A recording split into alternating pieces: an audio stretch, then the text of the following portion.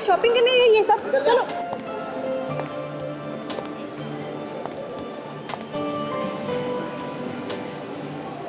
My God, मैं क्यों आया था यहाँ पे? ओ हाँ, फोन की बैटरी, शायद ये बैटरी ऊपर मिल जाए। हे, ऊपर चलते ना। हाँ चलो। अरे कितना भी शॉपिंग कर लो कम ही होता है ना। एक काम करते हैं, हम उस दुकान में जाते हैं, मुझे बहुत सारी टॉप्स खरीदने हैं। ए वहाँ पे भी जाके देखते हैं ना।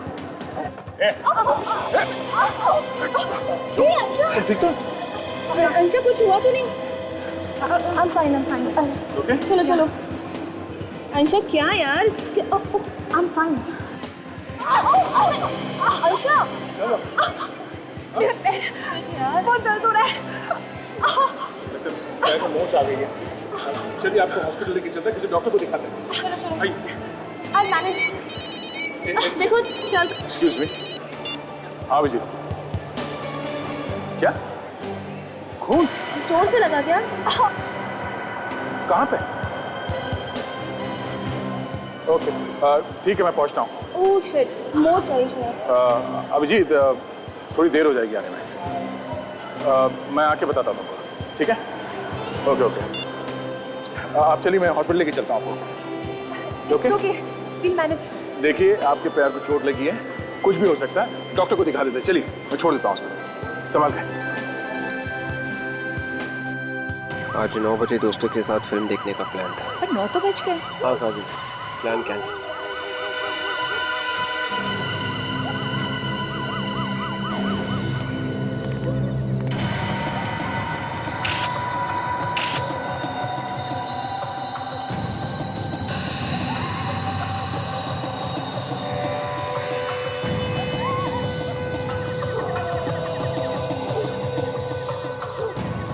कितने बजे देखा था तुम लोगों ने?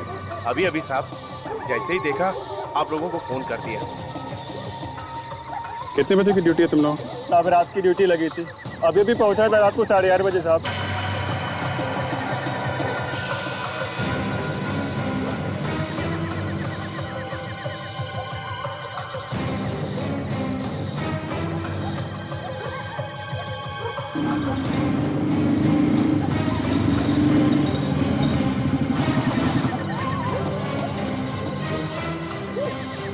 आगे ठीक ठाक है। हाँ यार, वो मॉल में एक छोटा सा एक्सीडेंट हो गया था। जिसका एक्सीडेंट हुआ उसे हॉस्पिटल में छोड़ के आया। उसने नॉलेज में चला, अभी तक तो पता नहीं चला है। बस खाली यहाँ चेहरे पे नीलापन है। पॉइजनिंग तो नहीं है? नहीं, ये हाथ और नाखून ये सब तो ठीक ठाक है। खाली यहाँ गले में ये देखा कैसा निशान, अजीब से डिजाइन बना हुआ है। पता नहीं किस चीज से गला खोल दिया। ये है कौन, देखते हैं।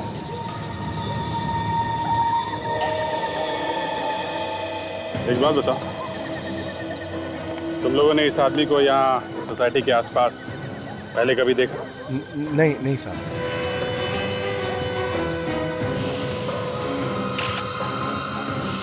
सीनियर सिटीजन अभिजीत, आधा सीनियर सिटीजन कार्ड है, नाम है अंशुनाथ, उम्र 63 साल, गवर्नमेंट ऑफिसर, 2007 में रिटायर्ड।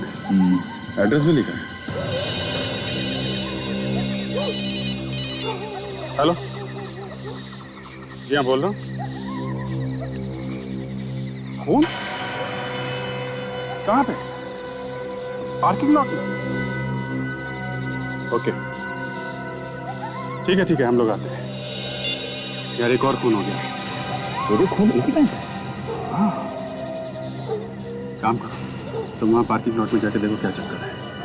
तब तक मैं देखता हूँ यहाँ आसपास कुछ सबूत मिलता है क्या। ठीक है चलो।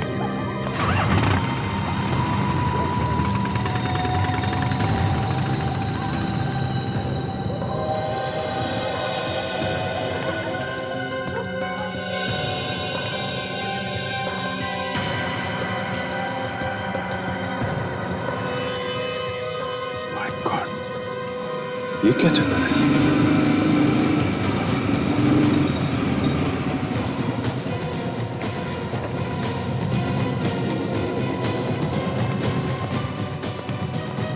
थोड़ा दूर खड़े रहिए प्लीज।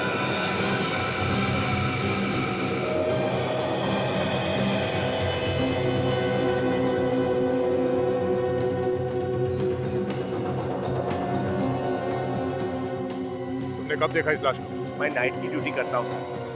अभी जब राउंड लेने आया तो देखा यहाँ पे ये पड़ा हुआ। एक आदमी का खून हो गया और आपको पता भी नहीं चला। कुछ तो सुना होगा आपने, कुछ तो देखा होगा। मेरा यकीन कीजिए सर, ना कोई चीखा ना चिल्लाया, मुझे कैसे पता चलता?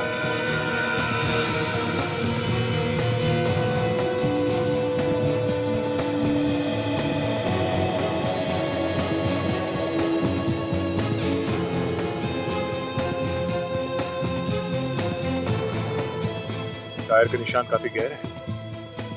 ऐसे लगता है कोई यहाँ गाड़ी में छुप के बैठ के इस आदमी का इंतजार कर रहा था यहाँ आने का। इस पार्किंग लॉट में कोई सीसीटीवी कैमरा भी नहीं है। हाँ विवेक। हाँ सिर पे, हाँ वैसे जरूर खूनी ने इसे पीछे से मारा होगा। मगर इसके पैर से काफी खून निकला है। जरा बॉडी पर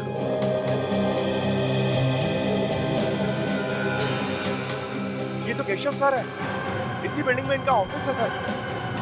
अच्छा देखा विवेक, इसके जान की नस काटी है। शायद इस नस काटने की वजह से इतना सारा खून बह गया और उसी की वजह से इसकी मौत हो गई। मतलब सर खूनी ने इसके पैर की नस काटी और उससे सिर पे भी मारा।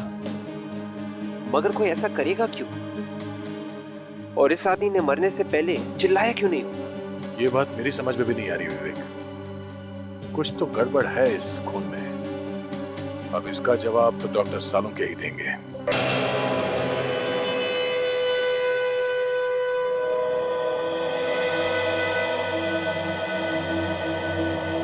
सालुंके तू टेंशन में क्यों है? ये दो खून हुए इसलिए? अरे मुझे क्या टेंशन है भाई, मैं अपनी लैब में खड़ा हूं।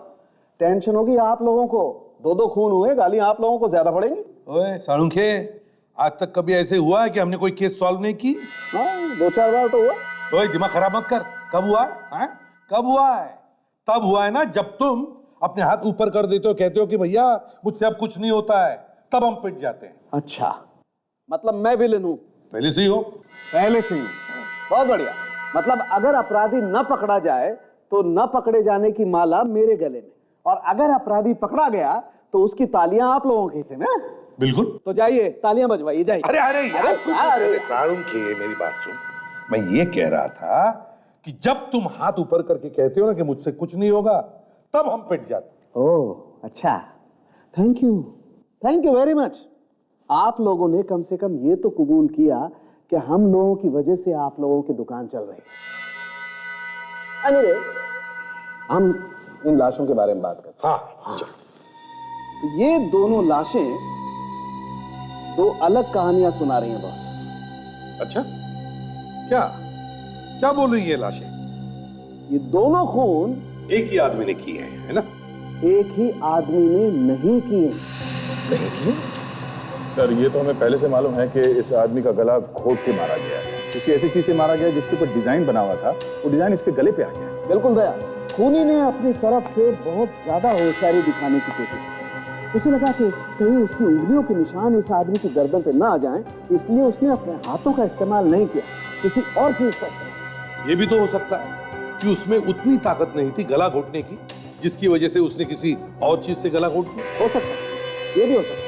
लेकिन एक बात बिल्कुल पक्की है बॉस कि खूनी अनाड़ी हड़बड़ाया हुआ है। शायद उसने पहली बार खून किया, लेकिन फिर भी खूनी हमारे लिए कुछ छोड़ गया। ये इसकी गर्दन पर पड़े हुए निशान, इन निशानों से हम उस चीज तक पहुंच सकते हैं जिससे इसका गला दबाया। और एक बात और, ये खून शाम को 6 बजे से 8 बजे के बीच में किया गया, और ये खून शाम को 8 बजे से रात के 10 बजे के बीच में किया।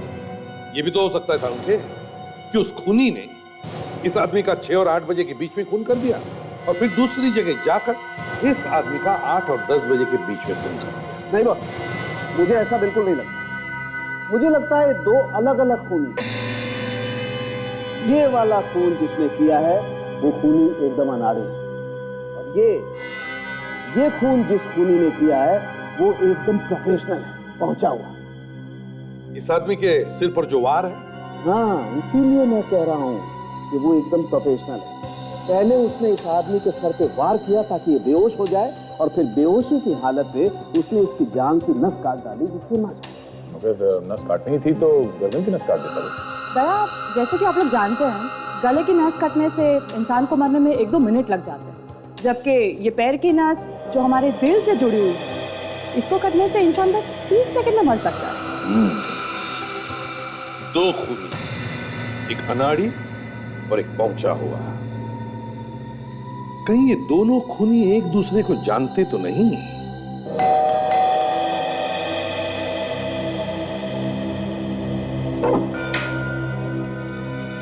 जी, हम लोग सीआईडी से और अंशुनाथ जी के खून के बारे में पूछताछ करने। जी, मैं उनकी बेटी हूँ। आइए, अंदर आइए। Thank you. घर में और कौन कौन रहता है? ये मेरे पति रजत है। हम लोग मम्मी पापा के साथ ही रहते हैं। ओह, आपकी मम्मी कहाँ है? वो मंदिर गई है पापा के लिए हवन करने। बस अभी आती होगी। ये आपकी मम्मी हवन करवाने अकेली गई है? जी, एक्चुअली पापा इन्हें ज्यादा पसंद नहीं करते थे। मैंने उनके मर्जी के खिलाफ जाकर रजत जी से शादी की थी, इसीलिए मम्मी ने उनके आत्मा की शांति के लिए रजत को हर पूजा और हवन से दूर रहने के लिए कहा। तो इसीलिए अकेली गई है हवन करवाने के लिए? जी सर, मरने के बाद कोई किसी से नाराज कैसे रह सकता है?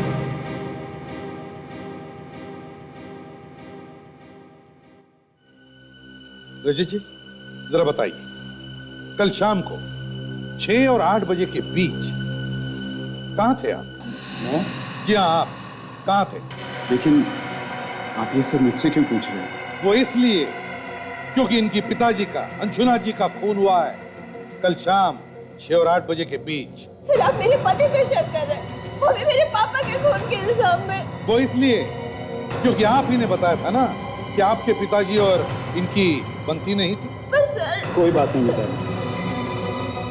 अगर कातिल को पकड़ने में इन्हें इससे कोई भी मदद मिलती है तो पूछने दो इन्हें। सर, कल शाम को 6 और 8 के बीच में मैं अपने दोस्त के साथ एक बार में बैठा था। वहां का बिल शायद अभी भी मेरी बैंक में है, मैं लेके आता हूं। जल्दी।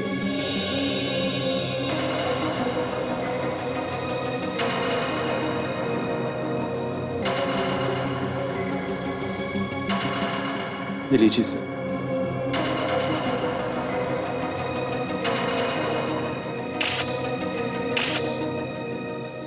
काजल, सर एक बात और है, शायद इससे आपको कुछ मदद मिले। बताइए। पापा ने काफी लोगों को पैसे उधार दे रखे थे और उनमें से कोई भी उन्हें पैसे लौटा नहीं रहा था। पापा इस बात को लेके काफी परेशान थे। पैसे उधार दिए थे? किसे? कौन थे वो लोग, जानती हैं आप? वो सब पापा के पुराने दोस्त थे। वो किसी आश्रम में हर फ्राइडे की रात को मिलते थे।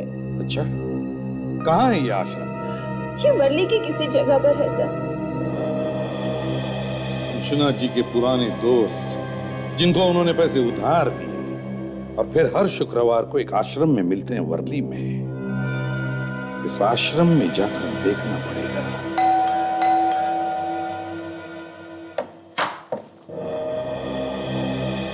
केशव का घर यही? जी हाँ। हम लोग सीआईडी से। सीआईडी? आइए आइए अंदर। साहब, ये लोग सीआईडी से हैं, आप लोगों से मिलना चाहते हैं। जी कहिए। माफ कीजिए आप लोगों को तकलीफ दे रहे हैं, लेकिन हमें केशव के बारे में आपसे कुछ बातचीत करनी है। जी बोलिए। मैं ही केशव का पिता हूँ। ये मेरी पत्नी, ये मेरा छोटा भाई, ये उनका बेटा और ये उनकी पत्नी। देखिए, हम जानते हैं कि आप लोगों पे क्या बीत रही होगी, पर ये जानना बहुत जरूरी है कि केशव की किसी के साथ कोई दुश्मनी थी? केशव की दुश्मनी हो ही नहीं सकती थी। सोने के जैसा दिल था उसका, किसी से कोई लड़ाई झगड़ा वगैरह कुछ नहीं था। दुश्मनी नहीं तो कोई ऐसा आदमी जिसके साथ उसकी बनती ना हो? मुझे तो ऐसा कोई आदमी याद ही नहीं आता जो केशव भैया को पसंद ना करता हो। हाँ बेटे, तुम्हें कैसे याद आए? बिरजू।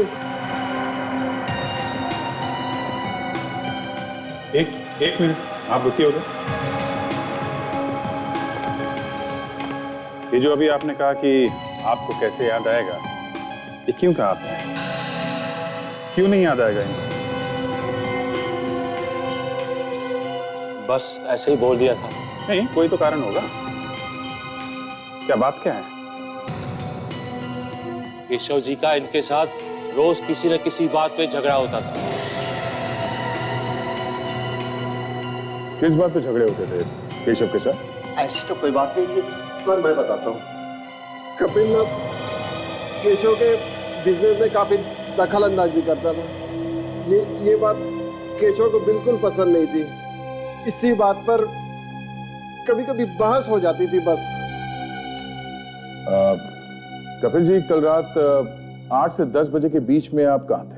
आप मुझ पर शक कर रहे हैं? देखिए, आप इस तरह मेरे बेटे से बात नहीं कर सकते। मैंने सिर्फ एक सवाल पूछा, उसका जवाब दो। कल रात 8 से 10 बजे के बीच में तुम कहाँ थे? मैं कल शाम को अपने दोस्त देवांग के घर पे था। देवांग के यहाँ? लेकिन कल जब अपनी बात हुई थी तब तो तुमने कहा था कि तुम मयूर के यहाँ हो। वो मेरा मतलब है कि मैं देवांग के घर गया जरूर था, पर वो मिला नहीं, तो मैं मयूर से मिलने चला गया। अच्छा, इस फैमिली बिजनेस के अलावा ये केशव किसी एड एजेंसी में भी काम करता था? जी हाँ, वो एक एड एजेंसी का मालिक भी था और पिछले काफी दिनों से वो काम को लेकर परेशान रहता था। उसका एक पार्टनर भी है, आलोक। आलोक? ठीक है, इस आलोक से भी मिल लेते हैं। सर, इस आलोक को जरूर कुछ पता होगा। देखते हैं।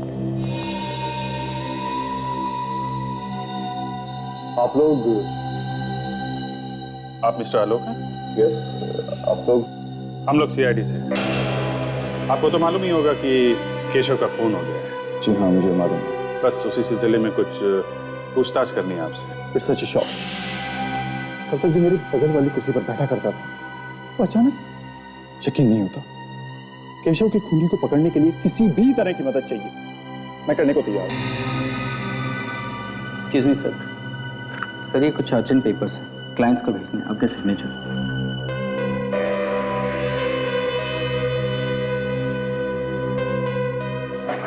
Thank you. आलोक जी, आप कल शाम 6 और 8 बजे के बीच में एग्जैक्टली कहाँ पे थे? मैं कल सीधा ऑफिस से जिम चला गया था।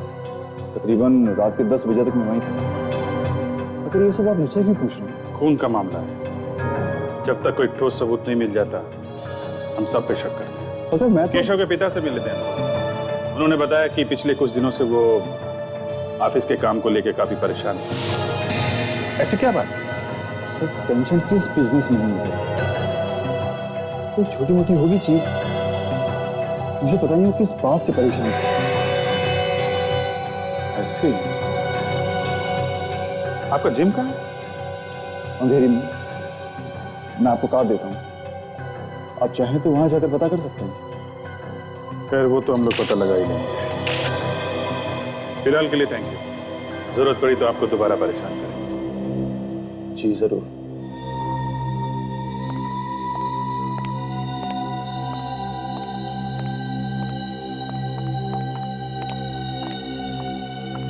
ये क्या चक्कर है? ताशा, देखो सुन।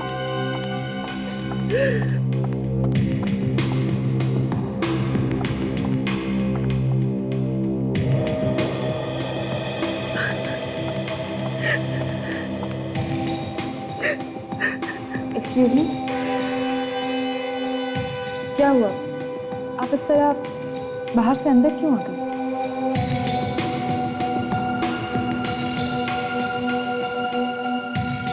आप काफी परेशान लग रही हैं। देखिए, ऐसी कोई बात हो जो आपको बतानी है केशव के बारे में? केशव और मैं एक दूसरे से बहुत प्यार करते थे और जल्द हम लोग अपनी शादी की बात अपने घर वालों से करने जा रहे थे। I'm really sorry, लेकिन ऑफिस में कोई ऐसा हो जिस पर आपको शक हो, ऐसा कोई जिससे केशव का लड़ाई झगड़ा हुआ हो? केशव सिर्फ एक इंसान से हमेशा परेशान रहते थे, और वो है ये आलोक। आलोक और उनकी सोच कभी नहीं मिलती थी। हर रोज किसी न किसी बात पर ये दोनों बहस करते रहते थे। लेकिन ये आलोक तो कह रहा था कि वो दोनों बहुत अच्छे दोस्त थे। झूठ बोल रहा है ये आलोक। केशव तो उससे सीधे मुंह बात तक नहीं करते थे। उन्हें शक था कि आलोक कंपनी के पैसे में हेरा फेरी कर रहा है। अच्छा। और जब से केशव गए हैं ना मैम, तब से इस आलोक ने अपने कैबिन का लॉक तक चेंज कर दिया है। मुझे तो लगता है कि आलोक कुछ छुपा रहा है। मैम यकीन मानिए, इसी ने मेरे केशव को मारा, इसी आलोक ने। ये आप इतना यकीन के साथ कैसे कह सकते हैं? कोई सबूत है आपके पास? सबूत ही तो ढूंढने की कोशिश कर रही हूँ, लेकिन मैं उसके कैबिन में अंदर जा नहीं पा रही। या तो ये खुद अंदर होता है, या फिर कैबिन को लॉक करके चला जाता है। इसके और उसके पीने के अलावा इसके कैबिन में अंदर घुसने की परमिशन और किसी को नहीं है। ठीक है, आप बिल्कुल चिंता मत कीजिए। अब जो करना है हम लोग करेंगे।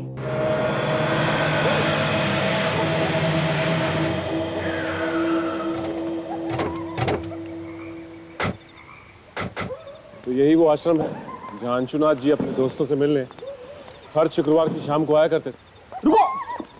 रुको, ये आश्रम है। जूते पहन के जाओगे तो पाप लगेगा। हमें जूते उतार के अंदर जाना चाहिए। ठीक, चलो।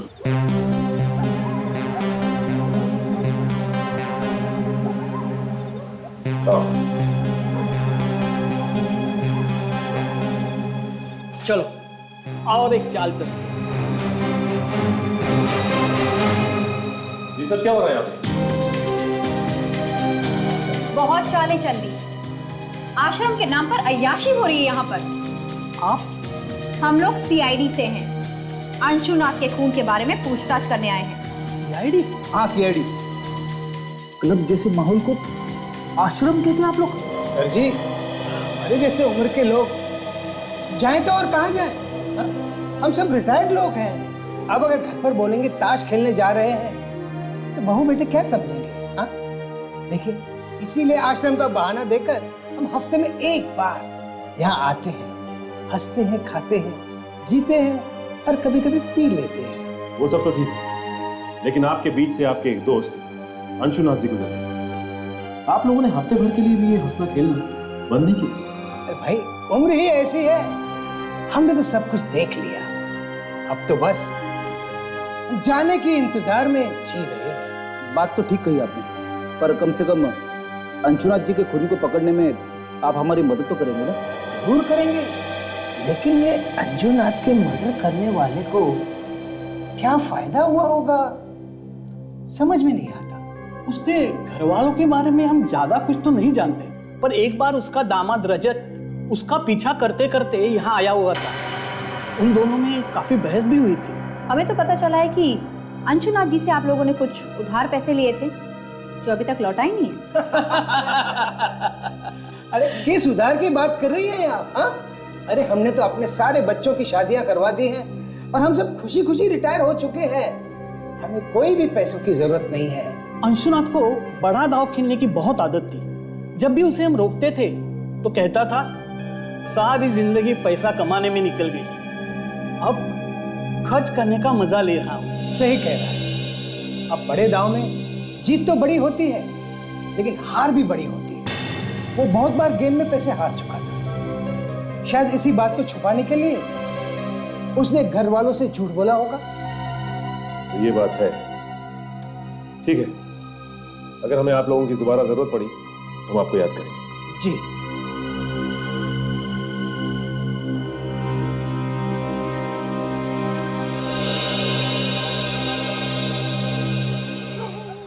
इस रजत को आश्रम की बात पता थी तो इसने हमें घर पे क्यों नहीं बताया? हाँ, अगर पहले बता देता तो जूता उतारने की बेवकूफी ना करते। सर हो ना हो, ये रजत हमसे जरूर कुछ ना कुछ छुपा रहा है। रजत, ये रजत काफी टेढ़ा आदमी लगता है। सर, संगीत बार में से पता चला है कि उस शाम को 6 बजे से लेकर 8 बजे के बीच ये रजत वहीं पर बैठ कर ड्रिंक कर रहा था। वहाँ पर एक बारटेंडर है सर, जिसका नाम है समीर। उसने कहा कि वही उसे ड्रिंक सर्व कर रहा था। ओह, 6 और 8 बजे के बीच रजत बार में ही था। अच्छा सर, हम लोग आलोक के जिम से आ रहे हैं। वहाँ पता चला कि जिस रात खून हुआ था आलोक 8 से 10 बजे के बीच जिम में ही था, उसके इंस्ट्रक्टर ने बताया है। काजल ने अभी बताया कि रजत उस रात 6 और 8 बजे के बीच संगीन बार में था, और अब तुम कह रहे हो कि आलोक उस रात 8 और 10 बजे के बीच जिम में था। बड़े अच्छे तरीके से बचाव किया इन दोनों ने अपने आप का। हाँ सर, एक बोल रहा है कि वो जिम में था 8 से 10 बजे के बीच में, और दूसरा बोल रहा है कि वो बार में बैठा था 6 से 8 के बीच में, और दोनों खून उसी समय हुए। सर, एक और बात है। क्या? जब हम लोग आलोक के ऑफिस गए थे तो वहाँ हमें केशव की गर्लफ्रेंड मिली थी, अनन्या, और अनन्या ने ताशा को बताया कि आलोक ने अपने ऑफिस में कुछ छुपाने की कोशिश की। केशव की गर्लफ्रेंड अनन्या ने बताया कि आलोक अपने ऑफिस के कैबिन में कुछ छुपाने की कोशिश कर रहा है। क्यों? और उसने ये भी बताया सर कि केशव की मौत के बाद आलोक ने कैबिन के ताले बदल दिए। उसके बाद कोई भी आ जा नहीं सकता सिवाय एक आदमी। कौन? कौन है वो? सर, आलोक का पीए, सिर्फ वही कैबिन में आ जा सकता है। तो जब तुम लोग उसके ऑफिस में गए तब उसके कैबिन में गए थे? नहीं सर, एक्चुअली आलोक हमें केबिन के बाहर ही मिला। गड़बड़ है अभी, कुछ तो गड़बड़ है। ऐसी कौन सी चीज है जो ये आलोक सबकी नजरों से छुपाना चाहता है? इसके कैबिन की तलाशी लेनी चाहिए। अगर सीधे उंगली से घी नहीं निकला तो टेढ़ी उंगली से निकालो। पंचायत चल रहा है, ज्यादा लोग दिख नहीं रहे हैं, सावधानी से काम कर लेना, इसी बीच में करना है, समझे? रेडी हो ना? सर, सामने जो आदमी आ रहा है वो आलोक का पीए है सर। उसके पास आलोक के कैबिन की चाबी होगी जिससे दरवाजा खुलेगा। चाबी दिख रही है, उसके कमर पे लटकी हुई है। तुम पीछे जाओ।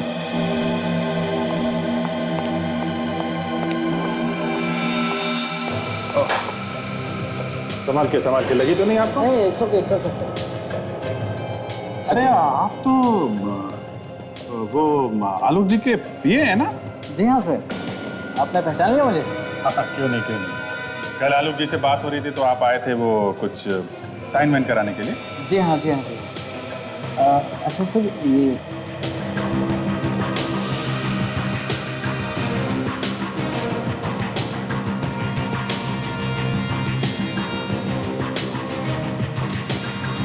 उन्होंने थोड़ी ना सोचा होगा कि पार्किंग लॉट में कोई बैठा हुआ है, उनका खून करने के लिए उनका इंतजार कर रहा है।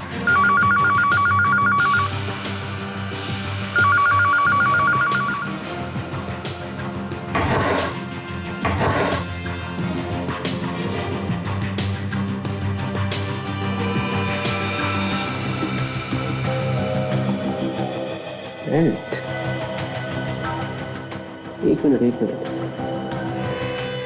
बेल्ट का पैटर्न बिल्कुल वैसा ही है जैसा हमें अंशुना के गले पे मिला। 9 बजे आ जाते थे? जी हाँ।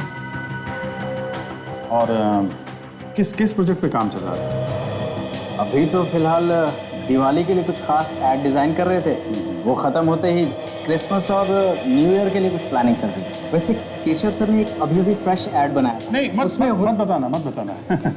टीवी में देखूंगा ना फ्रेश तो अच्छा लगेगा। वैसे भी मेरा काम हो गया है। आपका काम मतलब? नहीं, हो गया, जो पूछना था वो हो गया। अच्छा। आप जरूरत पड़ेगी तो आपसे दोबारा मिल लूंगा। Most welcome sir, no problem. ये कार्ड आप पे गिरा है क्या? हाँ, उठा लीजिए।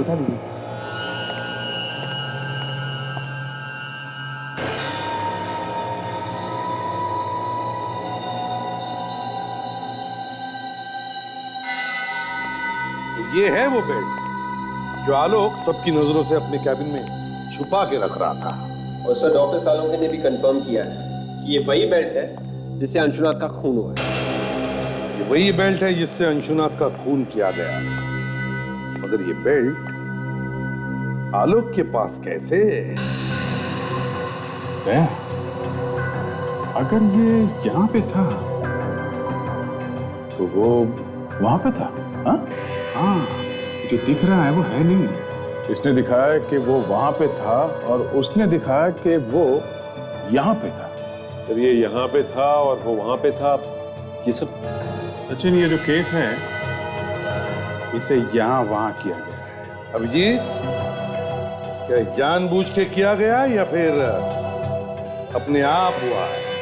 सर, खूनी ने किया है तो जानबूझ के ही किया है। जो दिख रहा है वो है नहीं, जो नहीं दिख रहा है वो है। हाँ, तो तुम समझ गए मैं क्या कहना चाहता हूं। बस अब वक्त बर्बाद मत करो और फटाफट जाके पकड़ लो उसे जिसने भी ये किया है। तुम भी साथ में जाओ। अब सर, वो मैं उससे पहले थोड़ी देर के लिए हॉस्पिटल जाना चाहता हूँ। किससे मिलना है सर? जरूरी काम है। हॉस्पिटल? ये केस के बीच में हॉस्पिटल कहाँ से आया? कुछ नहीं सर, कोई है जिसे दया ने अपनी जान पे खेल के बचाया। जान पे खेल के? कोई जान मान पे खेल के नहीं बचाया सर। वो लड़की सीढ़ियों से गिर रही थी तो मैंने उसे पकड़ लिया था।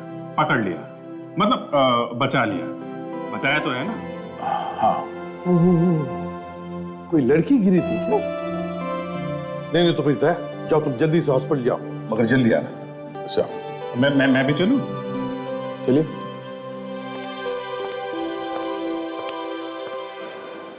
अच्छा, तो यहाँ पे है तुम्हारी अंशा। सिर्फ अंशा अभिजीत, कोई मेरी अंशा नहीं। और प्लीज अंदर कुछ इधर उधर की बातें मत कर देना। मैं तुम्हें कल लेने जरूर आऊंगा। ठीक है, बाय। नहीं, मैं क्या बोलूंगा, तुम लोग बातें करना, मैं तो देखता रहूंगा। अंदर चलो तो सही।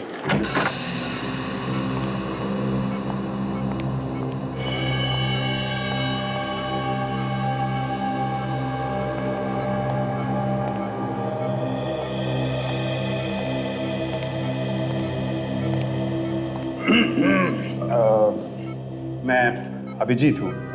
Sorry Abhijit, my friend. कैसे हैं आप?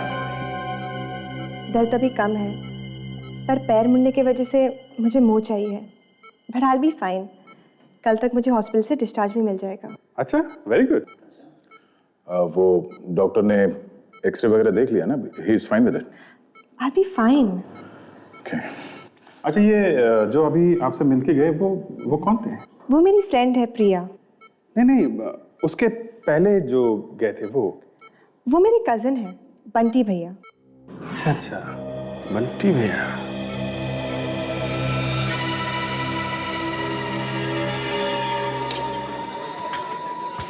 वो रहा समीर वही बार्टेंडर है जिससे हम उसे मिले थे। उस रात जब रजत यहाँ आया था और अंशुनाथ का खून हुआ था, समीर ही यहाँ। अरे मैडम आप? समीर, हमें तुमसे कुछ पूछना है। मैडम, रजत के बारे में जो कुछ भी मुझे मालूम था वो सब कुछ मैंने आपको बता दिया। नहीं, रजत नहीं, ये फोटो देखिए। आपने इस आदमी को पहले कभी देखा है? ये तो हमारे रेगुलर कस्टमर है और कुछ ही दिनों से यहाँ पर आने लगे। कुछ ही दिनों से मतलब कब से? करीब 1 महीने पहले हमारे इसी बार के आगे उनकी कार खराब हो गई थी। सब मैकेनिक आने तक यहीं पर आके बैठे थे, तब से हर रोज आना जाना है उनका। ओके, अच्छा याद करके बताइए, वो आदमी रजत को जानता था? कभी बात करते हुए देखा आपने दोनों को? सर बात करते हुए क्या, दोनों अच्छे दोस्त लगते थे और 3-3, 4-4 घंटों तक यहीं पर बातें करते रहते थे। Sameer, thank you very much. ACP sir को फोन करके बताइए।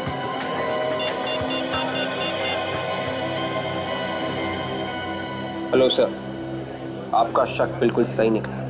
सर, मैं केशव के खूनी को किसी भी कीमत पर सजा दिलवाना चाहती हूँ और उसके लिए मैं आपकी हर तरीके से मदद करने के लिए तैयार हूँ। गुड। देखो आनंद, उसके खिलाफ सबूत तो हमारे पास है, मगर हम चाहते हैं कि तुम उसे खुद फोन करके यहाँ बुला लो। उससे कहो कि वो सबूत तुम्हारे पास है और तुम एक कीमत पर ही वो लौटाने के लिए तैयार हो। मगर सर ये तो कुछ नहीं होगा, घबराओ मत, समझे? देखो, सबूत ढूंढने की कोशिश करेगा और जब उसे कमरे में सबूत नहीं मिलेगा तो अपने आप को बचाने के लिए भागने की कोशिश करेगा और वो तुम्हारे पास आएगा सबूत लेने के लिए और हमारे जाल में फंस जाएगा, समझे? कुछ नहीं होगा, तुम्हें घबराओ मत। चलो जल्दी से फोन करो उसे। जी सर। करो। हेलो, मैं अनानिया बोल रही हूँ। मुझे पता है कि इस वक्त तुम क्या ढूंढ रहे हो। वो सबूत जो तुम सबसे बचाने की कोशिश कर रहे थे, वो अब मेरे पास है और बहुत जल्द मैं उसे सीआईडी के पास भेजने वाली हूँ। अब तुम बच नहीं सकते। सीआईडी? नहीं, अनन्या मेरी बात सुनो, ऐसा मत करो प्लीज। तुम्हें इसकी जो कीमत चाहिए मैं चुकाने के लिए तैयार हूँ। प्लीज सीआईडी के पास मत जाओ। कीमत? वाओ, मेरे बोलने से पहले ही तुमने कीमत की बात छेड़ दी। मुझे तुम्हारे सबूत के लिए पूरे 50 लाख रुपए चाहिए। 50 लाख? देखो, हाँ, रकम की मत सोचो, अपनी जान के बारे में सोचो, वरना बिना टाइम वेस्ट किए मैं सीआईडी के पास चली जाऊंगी, समझे ना? नहीं नहीं, ठीक है, मैं तैयार हूँ। मुझे 2 घंटे में मिलो। मैं तुम्हारे पूरे पैसे कैश में दे दूंगा। प्लीज वो सबूत किसी और को मत दिखाना। मैं इतनी बेवकूफ नहीं हूँ। अच्छा, कहाँ मिलना है? मैं तुम्हें जगह का नाम एसएमएस करती हूँ। सर, वो तैयार हो गया, हमें उसे जगह का नाम एसएमएस करना होगा। Very good Ananya. अब देखो शिकारी कैसे खुद शिकार बनकर हमारी जाल में फंस जाएगा।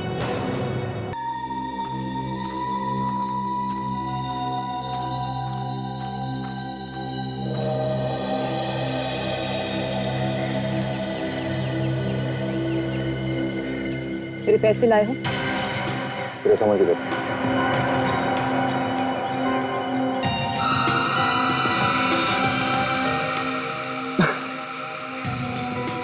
जितना मैंने तुम्हारे बारे में सोचा था, तुम उससे बहुत आगे निकली। केशव से बहुत प्यार करती थी ना तुम? उसी के खून का सबूत बेचने आ गई? वाह रे दुनिया। देखो, मैं यहाँ पर तुम्हारी बकवास सुनने नहीं। कल तक मेरे साथ केशव था, मेरे पास सब कुछ था, लेकिन आज जब वो नहीं है तो मुझे भी तो अपने कल के बारे में सोचना पड़ेगा ही ना। 50 लाख देने वाली हो ना तुम मुझे? हाँ, मगर उसमें थोड़ी सी प्रॉब्लम है। मजबूरी? ये कौन सा नया ड्रामा है? देखो, वैसे भी बहुत कुछ हो चुका है। 50 लाख देने को तो मैं तुम्हें अभी दे सकता हूँ, मगर मुझे इस चीज पर यकीन नहीं कि 50 लाख रुपए लेकर तुम सीधे सीआईडी के पास चली जाओगे। मेरा सारा राज तो खुल चुका ना तुम्हारे सामने। क्यों?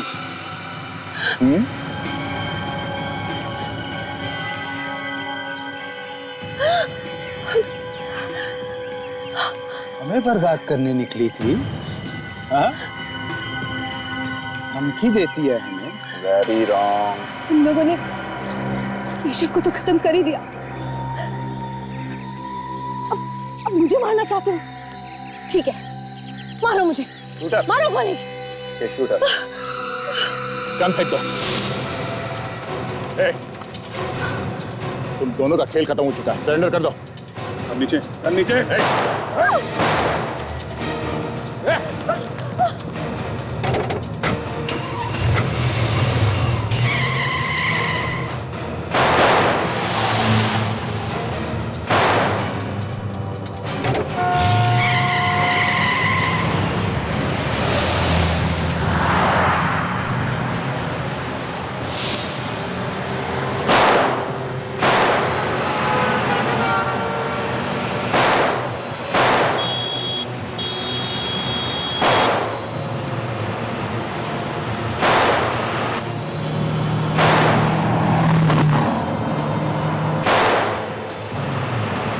आखिर लड़की ने फंसा ही दिया ना। ओह माय गॉड, क्या हुआ? लगता है टायर पंचर हो गया। टायर पंचर हो गया? हाँ, क्या बात कर रहे हो?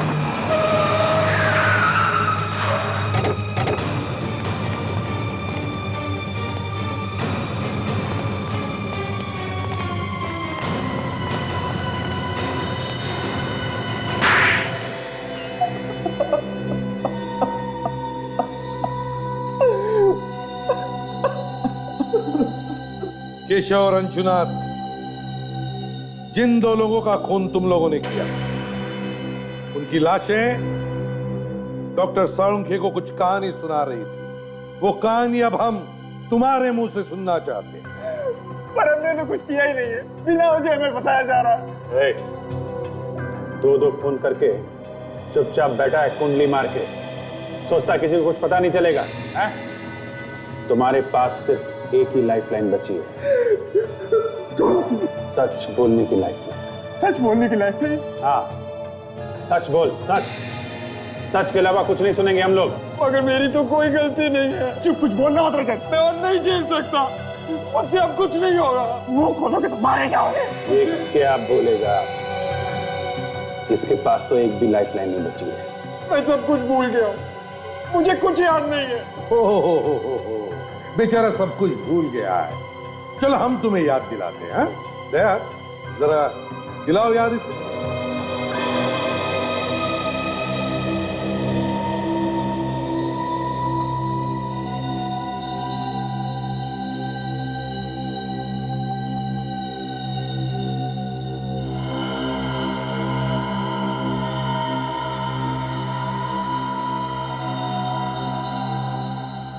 शहर में दो लोगों का खून होता है, दोनों एक दूसरे को नहीं जानते हैं। कोई नई बात नहीं है, ऐसा अक्सर होता है। दोनों का आपस में कोई संबंध नहीं। एक बूढ़ा आदमी रिटायर्ड, दूसरा एक एड एजेंसी का मालिक।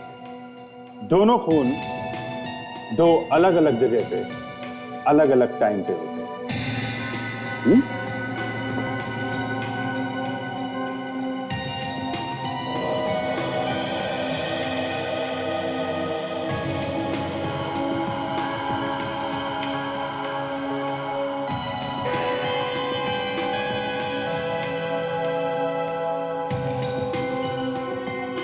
और शक दो लोगों पे जाता है। रजत, जिसे बिल्कुल पसंद नहीं है कि अंशुनाथ पैसा उड़ाता है।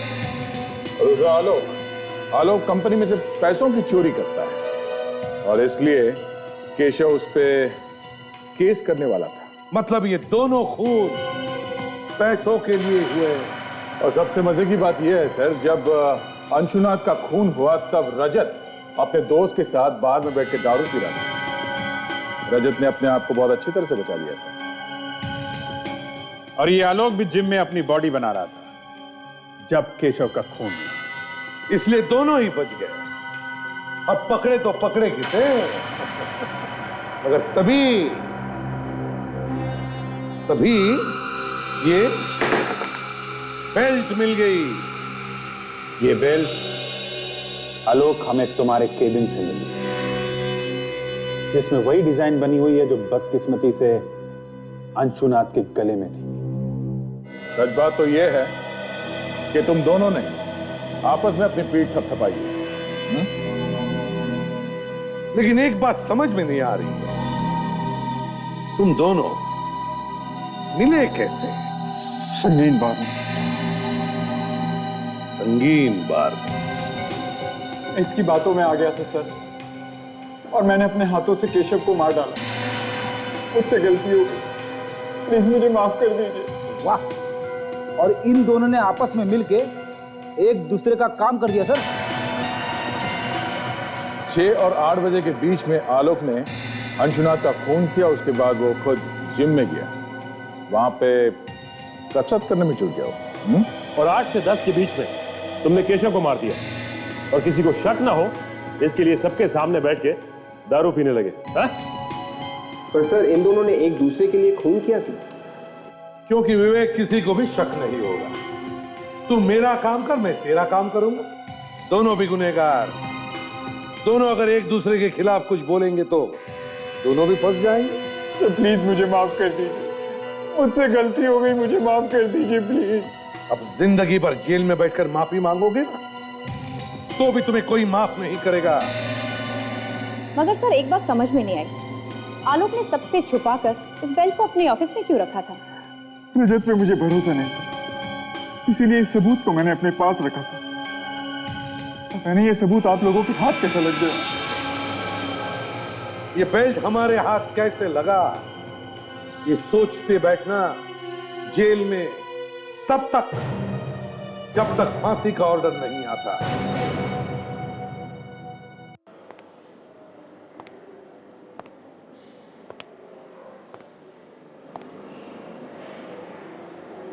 क्या हो गया?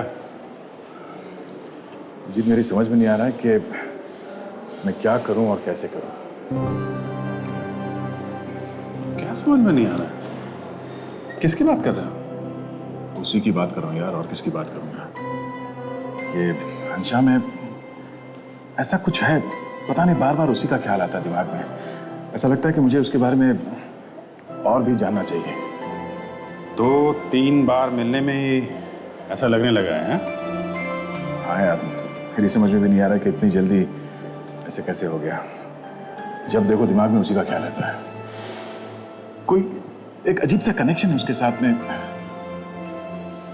मुझे लगता है कि सिर्फ तुम्हें लगता है या उसे भी ऐसा महसूस हो रहा है? पता नहीं यार। अब जी तुम्हें तो मालूम ही है कि मेरे साथ क्या क्या हो चुका है। अब तो डर सा लगने लगा है कि कोई गलती ना हो जाए मुझसे। तुम्हें लगता है कि तुम फिर से चक्करों में ना फंस जाओ? हैं? पता नहीं।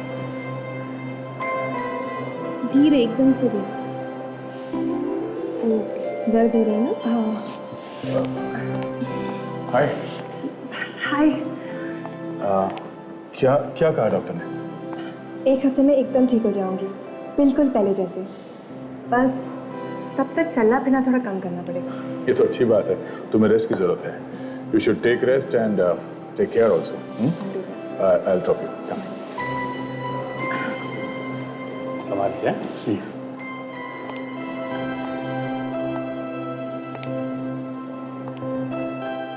धीरे से।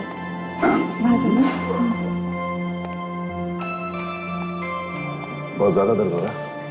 नहीं, हल्का हल्का।